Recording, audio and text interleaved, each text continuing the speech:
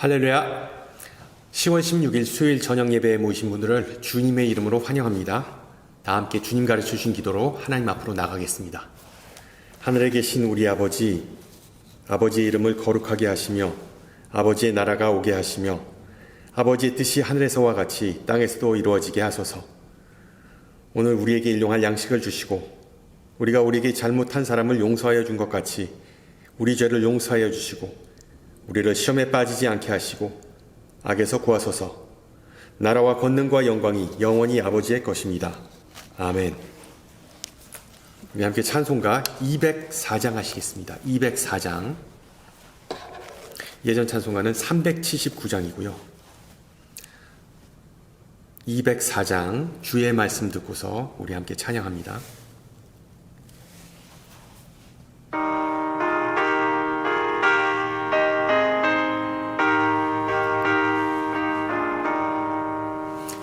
주의 말씀 듣고서 준행하는 자는 반석 위에 터 닦고 집을 지음 같아.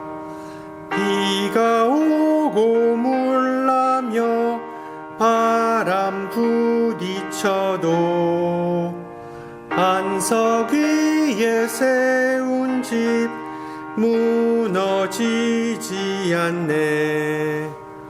잘 짓고 잘 짓세 우리 집 잘 짓세. 만세 반석 위에다 우리 집 잘 짓세. 주의 말씀 듣고도 행치 않는 자는 모래 위에 터 닦고 집을 지음 같아. 비가 오고 물나며 바람 부딪힐 때 모래 위에 세운 집 크게 무너지네. 잘 짓고 잘 짓세 우리 집 잘 짓세. 만세 반석 위에다 우리 집 잘 짓세. 세상 모든 사람들 집을 짓는 자니 반석 위가 아니면 모래 위에 짓네. 우리 구주 오셔서 지은 상을 줄 때 세운 공로 따라서 영영상 벌 주리. 잘 짓고 잘 짓세 우리 집 잘 짓세. 만세 반석 위에다 우리 집 잘 짓세. 아멘. 하나님께서 오늘 저녁 우리에게 주신 말씀 히브리서 4장입니다. 히브리서 4장 12절에서 16절 말씀이고요. 제가 가진 성경으로 신약 356페이지입니다. 356페이지.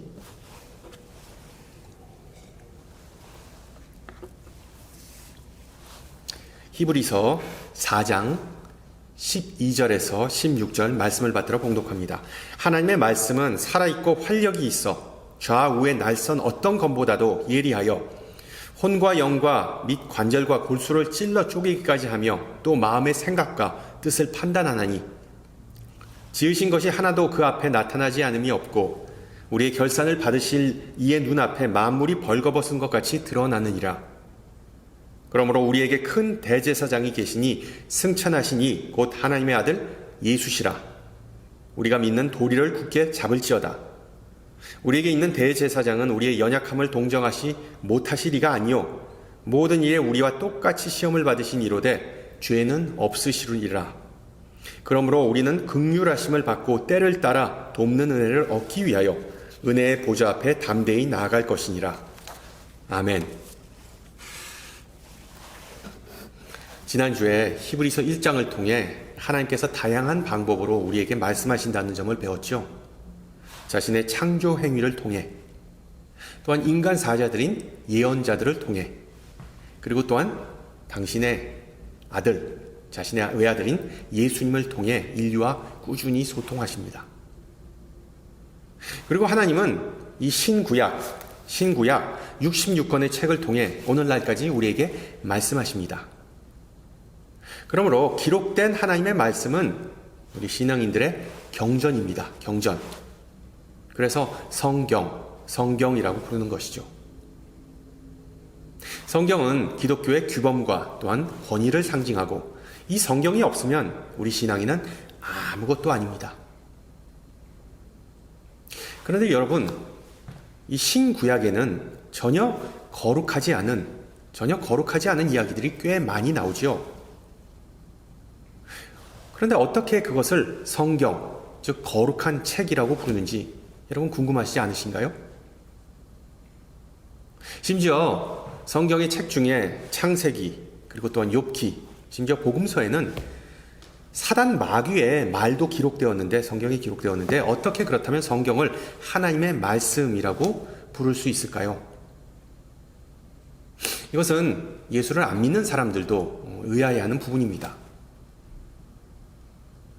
우리가 성경을 거룩하다, 홀리하다라고 부르는 이유는 그 책 자체가, 이 책 자체가 어떤 성물, 거룩해서가 아니라 그 내용, 그 안에 있는 내용이 성령의 영감을 통해 기록되었기 때문입니다.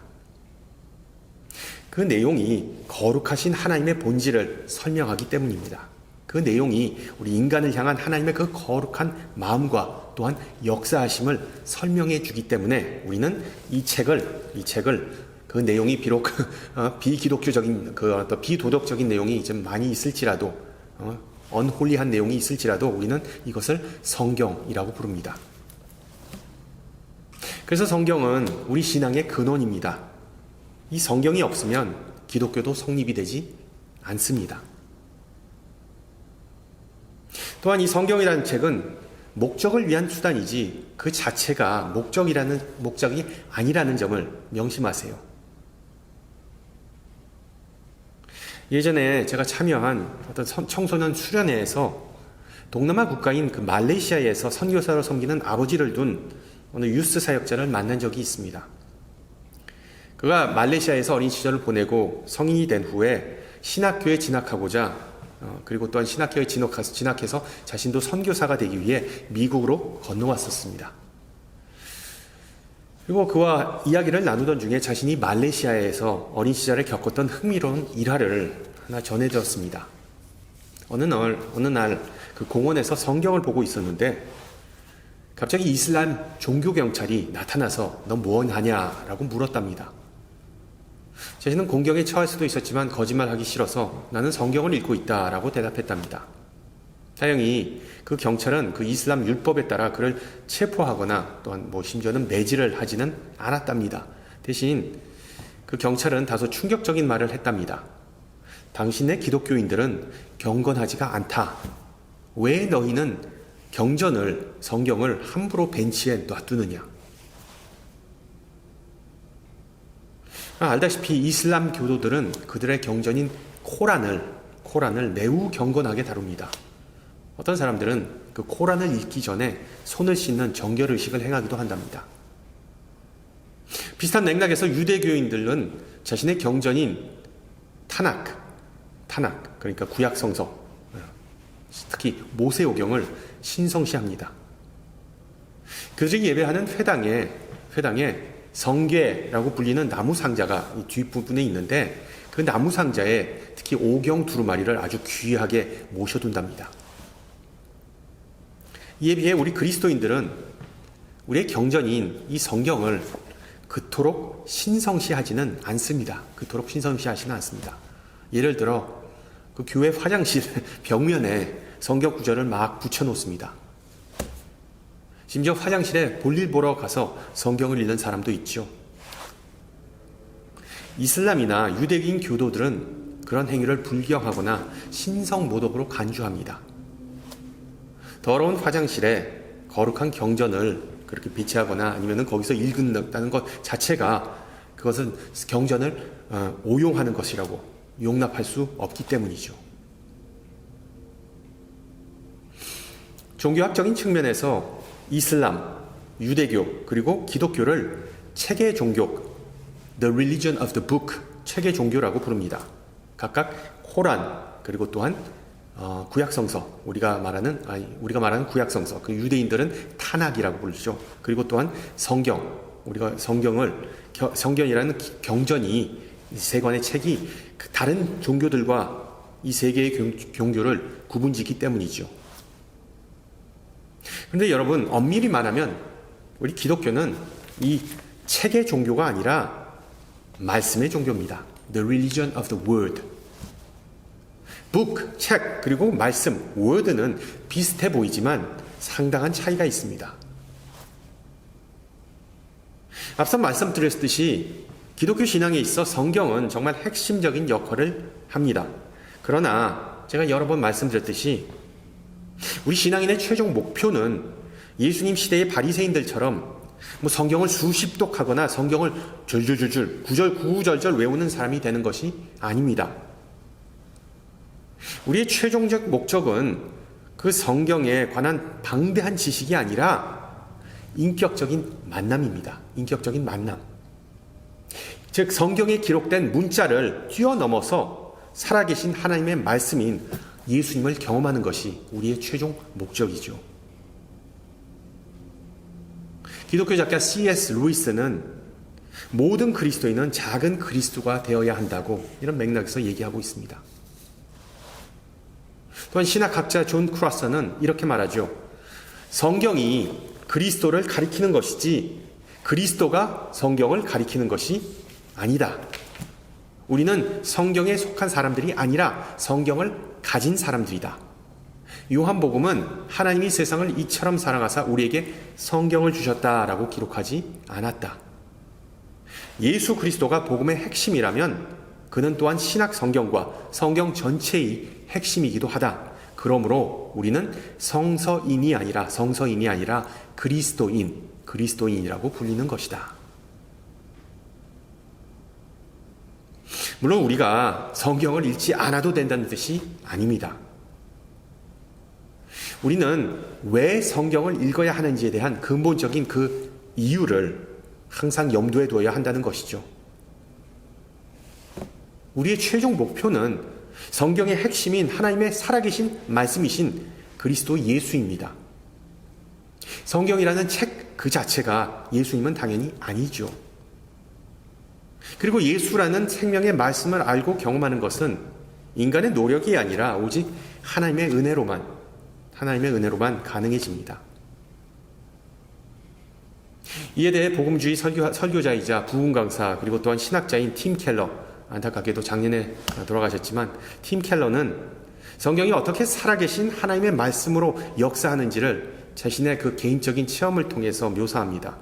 그는 이렇게 말하죠. 제가 말씀드릴 수 있는 바는 저에게 영적인 변화가 있기 전에는 나 자신이 주체가 되어 성경을 꼼꼼히 들여다보며 질문을 던지고 분석했다는 것입니다. 그러나 나에게 변화가 있은 후에 마치 성경을 통해 누군가가 나를 들여다보고 나에게 질문하고 나를 분석하기 시작한 것 같았습니다. 오늘 읽은 본문에서 히브리서 기자는 그러한 하나님의 역사와 은혜가 성경을 통해 어떻게 작용하는지를 구체적으로 설명해 줍니다. 본문을 살펴보기에 앞서 지난주에 언급하지 않았던 히브리서의 배경에 대해 좀 간략하게 말씀드리고자 합니다. 신기하게도 이 히브리서는 신약의 다른 서신들과는 달리 익명의 저자에 의해 기록됐습니다. 그러나 확실한 바는 히브리서가 어떤 조롱과 그리고 또한 박해의 대상이었던 신앙 공동체, 주로 유대인 그리스도인 신앙 공동체를 위해 쓰였다는 사실입니다. 따라서 이 서신의 수신자들은 복음을 거부하거나 예수 그리스도를 배척할 위험에 처해 있었던 그런 상황이었습니다. 따라서 히브리 서신의 목적은 그렇게 영적으로 흔들리는 공동체에 하나님께서 그들의 선조에게 하신 약속이 여전히 유효하며 그 약속은 위대한 대제사장이신 예수님을 통해 그 절정에 도달했다는 점을 확신시켜주는 것이었습니다. 또한 예수 그리스도께서 행하신 모든 일, 즉 더 나은 언약을 맺으시고 자기 백성을 새로운 약속의 땅인 하나님의 영원한 도성으로 인도하신 그런 사건들을 다양하게 상기시켜주는 것입니다.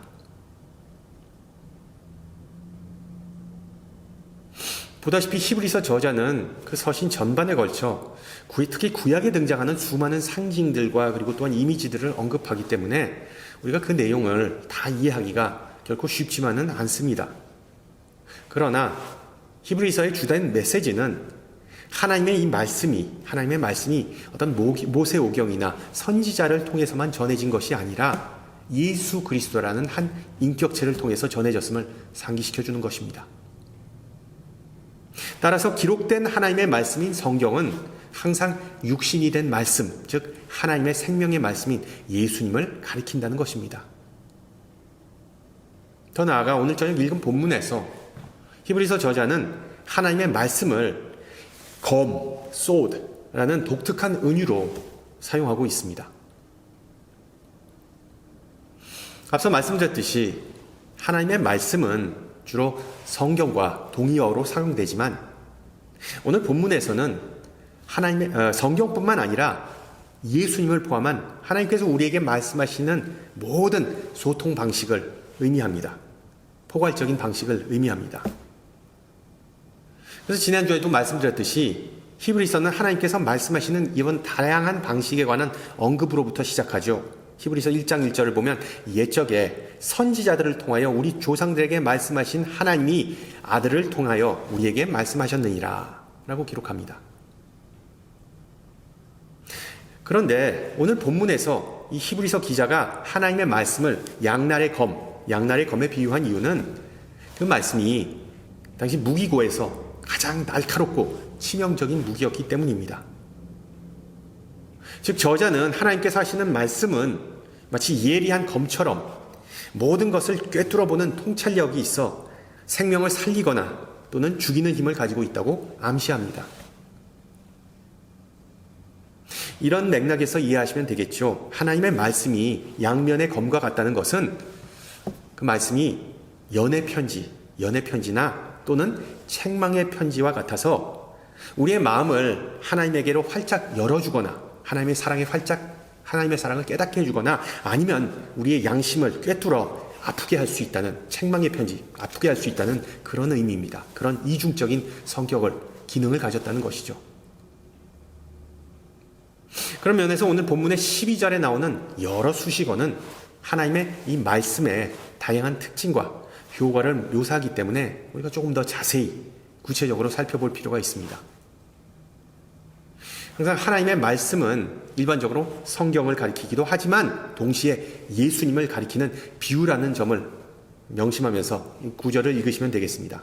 우선 첫째, 하나님의 말씀은 살아있다, alive, 살아있다고 히브리서는 말합니다. 여기서 사용된 헬라어 단어는 비오스가 아니라 조에, 즉 고차원적인 생명의 형태를 암시하는 것입니다. 하나님의 말씀이신 예수님은 2000년 전에 죽은 사람이 아니라 이 지금 변화하는 세상 속에서도 우리에게 계속해서 의미 있는 말씀을 전해주시라는 살아계신 분이라는 의미입니다. 따라서 우리가 성경을 읽으면서 예수님께서 하신 말씀이 일상 속에서 내가 하는 결정과 행동에 어떤 영향을 미치는가를 꾸준히 질문해야 한다는 것이죠. 그냥 옛날 얘기를 읽듯이 성경을 보는 것이 아니라 하나님께서 살아계신 예수님의 말씀인 살아계신 하나님의 말씀인 예수님께서 오늘 나에게 성경을 통해서 어떤 말씀을 하시는가, 그리고 또한 내 행동에 어떤 영향을 미치는가, 이것을 우리가 고려해야 한다는 것입니다. 둘째, 하나님의 말씀은 활력, 영어로 active, 활력이 있습니다. 여기서 사용된 헬라어는 에네르게스, 즉 영어의 energy를 뜻하는 단어로 활동적 또는 강력하다로 번역되기도 합니다. 여러분, 하나님의 말씀이 활력이 있거나 강력하다는 점은 그 말씀이 살아있다는 뜻이기도 하죠. 바로 앞선 부분과 똑같은 맥락입니다. 그러니까 죽은 사람이 움직이거나 활동적일 수 없습니다. 살아계신 예수님은 수동적이지 않고 능동적인 분이십니다. 또한 예수님은 자신의 언행으로, 말과 행동으로 인간의 상상을 뛰어넘는 그 하나님의 능력, 하나님 나라를 보여주셨죠. 셋째, 하나님의 말씀은 예리합니다. 예리합니다. sharp. 여러분, 원문을 보면 어떤 검보다도 더 예리하다로 번역합니다. 즉 비교급을 사용합니다. 어떤 검보다도 더 예리하다. 즉 히브리서 저자는 자신의 독자들이 지금까지 보았던 그 어떤 양날의 검보다 더 날카롭다고 말하는 것이죠. 다시 한번 그 헬라어 어원은 토모스인데 영어로 anatomy, 즉 외과 의사가 그 수술칼로, 메스로 해부하다라는 뜻입니다. 해부하다, 가르다. 즉 살아있고 활동적인 하나님의 말씀은 아주 예리해서 환부, 즉 문제의 핵심에 곧바로 도달한다는 것이죠. 심지어 혼과 영, 그리고 관절과 골수를 분리할 수 있다고 성경은 말합니다. 그런데 여러분, 솔직히 우리가 혼과 영을 구분할 수 있습니까?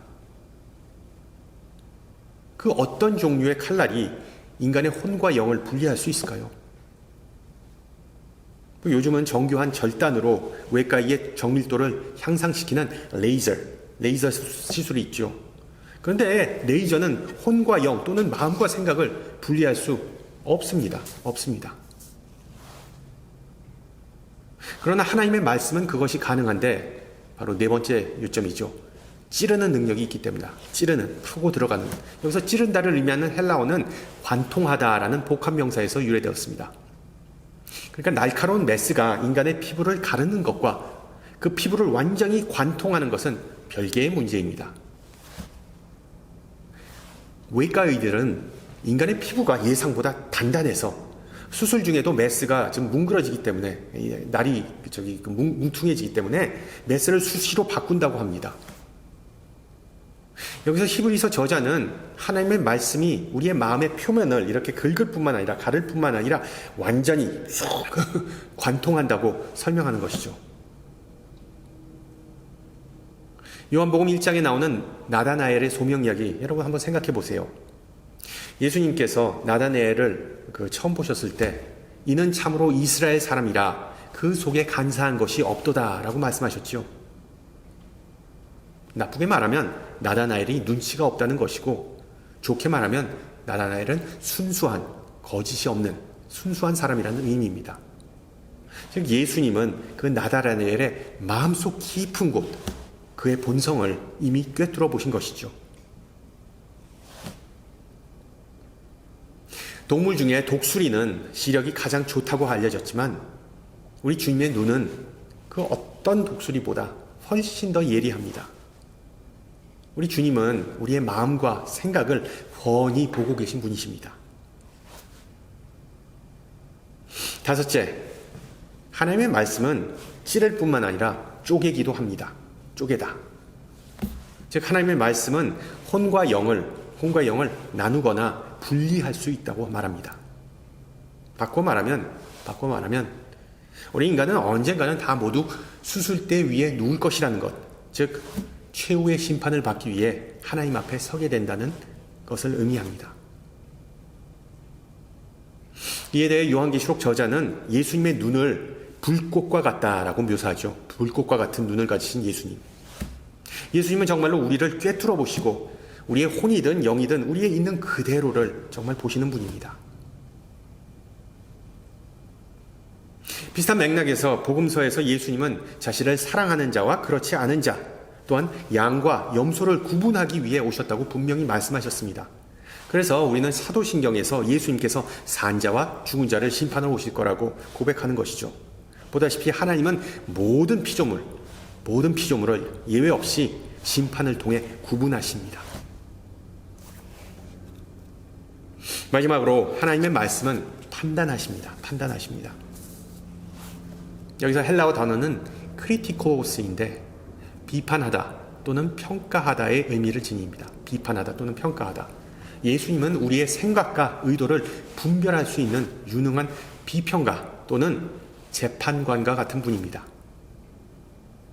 하나님은 예수님을 통해 심판대 앞에 선 우리의 모든 변명이나 합리화를 판단하시는 분이십니다. 결론적으로 13절의 내용처럼 하나님 앞에 인간은 아무런 비밀이 없습니다. 아무런 비밀이 없습니다. 인간은 자신의 행동이나 동기를 하나님으로부터 숨길 수가 없어서 우리 모두 다 결산의 때를 염두에 두며 살아가야 한다는 것이 오늘 본문의 메시지입니다. 우리가 오해하지 말아야 할 부분은 히브리서 기자가 어떤 이 칼이라는 은유를 통해 신앙인들에게 겁을 준다는 것입니다. 칼로 무슨 우리 신앙인들을 위협하는 것과 같죠.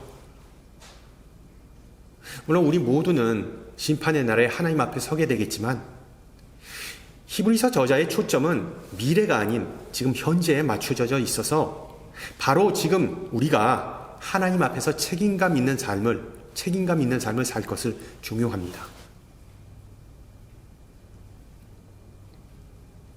우리가 사는 시대에는 자신의 그 말과 행동이 미칠 잠재적 영향을 고려하지 않고 사는 사람들이 무수히 많습니다. 그래서 그냥 자기가 그냥 욱하는 대로 그냥 아무 생각 없이 행동하거나 말을 내뱉습니다.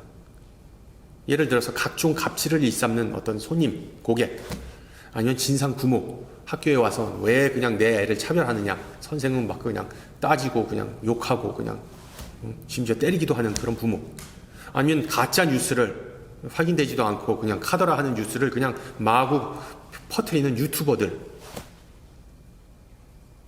그런 부주의하거나 감정적인 행동은 항상 부메랑과 같은 결과를 초래하지요.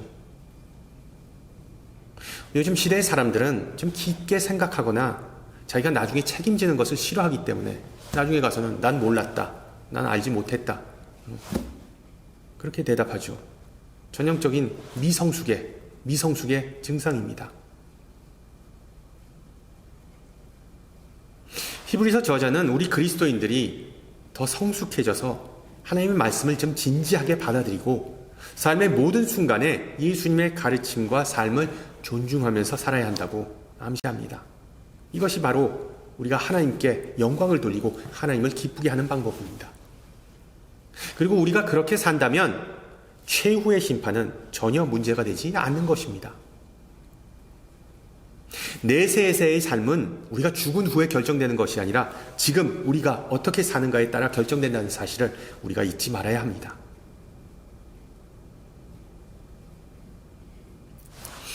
영적 성장을 방해하는 가장 큰 장애물 중에 하나는 바로 자기 합리화, 영어로 rationalization, 즉 우리 행동에 대한 잘못된 이유와 변명을 찾는 것입니다. 심리학에서는 이거를 방어기제, defense mechanism, 방어기제라고 부르기도 합니다. 즉 수치심으로부터 자신을 보호하는 방법이죠. 예를 들어 그 아담과 이브가 남 탓한 것, 서로 탓한 것, 즉 책임 전가한 것은 대표적인 방어기제 중에 하나입니다. 그러나 인간은 훨씬 덜 심각한 상황 속에서도 방어기제를 알게 모르게 마구 난무합니다. 예를 들어서 스트레스 받았다고 막 그냥 단 것, 사탕이나 아니면 아이스크림을 그냥 마구 섭취하거나 군것질하거나, 아니면 자기가 좀 억울하다고 남이 자기를 해코지했다고 불평하거나, 아니면 남을 얕보면서 험담하는 것과 같이 신앙과는 별 상관없어 보이는 그런 방어기제들이 있습니다.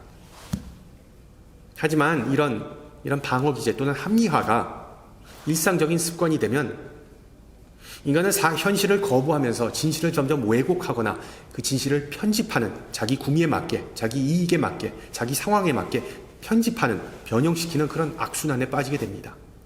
그러면 진리의 본질인 하나님과 더 가까워질 기회를 놓치는 것이죠. 영영 놓치는 것입니다. 쓴 약이 몸에 좋다라는 속담처럼 비판에 열린 마음을 가질 때 신앙은 비로소 성장할 수 있습니다. 인간은 본능적으로 모든 것을 다 개인적으로, 감정적으로 받아들이는 경향이 있습니다. 게다가 남이 나에 대해 하는 모든 비판이 다 사실이지 않을 수도 있지 않습니까? 솔직히 다른 사람이 나에 대해 아무것도 모르고 나에 대해 뭘 안다고 그냥 무심코 말을 던질 수 있습니다. 그리고 그것이 나에게 상처가 될 수도 있고. 근데 여러분, 우리 자신을 어떤 방어 기제, 수많은 방어 기제, 철옹성과 같은 곳에 가두어 놓는다면 상대방이 옳을 수도 있다는 생각조차 받아들이지 못하면서 발전한 기회를 영영 놓친다는 것이죠. 개선의 여지가 전혀 없게 우리가 스스로를 그렇게 만들어버린다는 것입니다. 이는 요즘 정치라는 분야뿐만 아니라 모든 삶의 영역에서 두드러지는 현상입니다. 정말 분열과 그리고 또한 양극화된 현재 사회 속에서 내 귀에 듣기 싫은 소리 하는 사람을 싸잡아서 그 사람은 무지하다, 너무 진보적이다, 또는 너무 보수적이다, 그 사람은 편협하다, 아니면 편향되었다, 나에게 원한을 품었다 라고 맞받아치는 현상을 우리는 너무 자주 목격합니다. 솔직히 대부분 사람은 자신을 비판하는 사람을 무시하고 그들이 하는 말에 아예 귀를 닫아버립니다. 아니면 가끔은 남의 이야기를 경청하기도 하지만 그 내용은 자신에게는 해당하지 않고 다른 사람에게 해당한다고 믿습니다. 여러분, 솔직히 설교를 듣거나 아니면 어떤 사람과 대화를 나누다가 너나 잘해, 또는 아무개가 이 말을 좀 들었으면 좋겠다라는 생각을 우리 한두 번쯤은 해본 적이 있을 겁니다. 물론 어떤 아무개가 그런 비판을 들으면 유익할 거라는 생각이 맞을 수도 있습니다. 그런데 그런 식으로 생각하는 것 자체가 이미 자신은 그런 비판에서 자유롭다, 벗어난다는 자기 합리화 아니겠습니까? 진리가 아프게 하지만 사람을 성장하게 한다는 영어의 속담이 있습니다. 아마도 그런 원리를 염두에 두고 히브리서 저자는 하나님의 말씀을 양날의 검으로 표현한 것이죠. 실제로 하나님은 예수님을 통해 특정한 대상이 아니라, 특정한 아무개가 아니라 여러분과 또한 저에게 말씀하셨고, 그 말씀은 우리 모두를 위한 진리의 말씀입니다. 우리 모두를 위한 진리의 말씀. 그리고 진리의 하나님과 더 가까워지는 첫 단계는 자신을 낮추고 솔직해지는 것에서부터 시작합니다. 성경 속에서 예수님을 찾고자 하는, 예수님을 닮고자 하는 그 청결한, 그 깨끗한 마음에서부터 시작됩니다. 어느 10대 소녀가 성경을 암송하려다 잘 안 돼서 좌절했습니다. 눈물을 흘리며 성경을 아무리 읽어도 그 내용을 금세 잊어버려서 너무 속상해요 라고 할아버지에게 말했습니다. 그러자 할아버지는 인자한 목소리로 이렇게 대답했습니다. 힘을 내거라. 내가 하는 일은 분명히 가치 있는 것이란다. 배수 바구니에 물을 아무리 부어도 물을 모을 수는 없겠지만 적어도 바구니가 깨끗해진다는 사실을 기억하렴. 성도 여러분, 우리 자신에게 생명수 대신 하나님의 말씀을 좀 마음껏 부으시기를 소망합니다. 하나님의 음성을 듣기 위해 우리의 마음 문을 여는 그런 훈련을 좀 일삼았으면 좋겠습니다. 그게 만약 쉽지 않다면 다윗과 같이 하나님께 간구해 보시기 바랍니다. 하나님이여, 나를 살피사 내 마음을 아시며 나를 시험하사 내 뜻을 아옵소서. 내게 무슨 악한 행위가 있나 보시고 나를 영원한 길로 인도하소서. 함께 기도합니다. 은혜로우신 하나님, 오늘 저녁 우리에게 말씀으로 위로하시고 우리에게 용기 주심을 감사드립니다. 하나님의 말씀은 살아 활력이 있으며 능력이 있고 분별하며 그 어떤 검보다도 날카롭다는 사실을 배웠습니다. 예술가가 예리한 도구로 조각품을 만드는 것처럼 주님께서는 우리를 창조하시고 말씀으로 우리를 빚으시고 만드셨기 때문에 우리 자신보다 우리를 더 잘 아십니다. 그러나 우리가 말씀을 듣거나 읽을 때 그 의미를 파악하지 못하고 하나님의 마음을 헤아리지 못할 때가 많음을 고백합니다. 오히려 우리의 나태함에 대해 변명하거나 믿음이 성장하지 못하는 것을 남의 탓으로 돌리기도 합니다. 우리의 연약함을 아시고 하나님은 죄 없이 우리 중 한 사람으로 살다가 죽기 위해 대제사장 예수님을 이 땅에 보내시어 온 인류에게 가장 귀한 선물을 주셨습니다. 주님 덕분에 하나님은 우리를 반기시고 우리의 모든 기도를 들어주신다는 확신을 주셨습니다. 생명의 말씀을 묵상할 때마다 주님의 영께서 우리를 찾아와 우리 안에 거하기를 기도합니다. 말씀을 대면할 때마다 주님의 말씀이 내 입에 꿀보다 더 달콤하다라고 다윗과 같이 고백하게 하옵소서.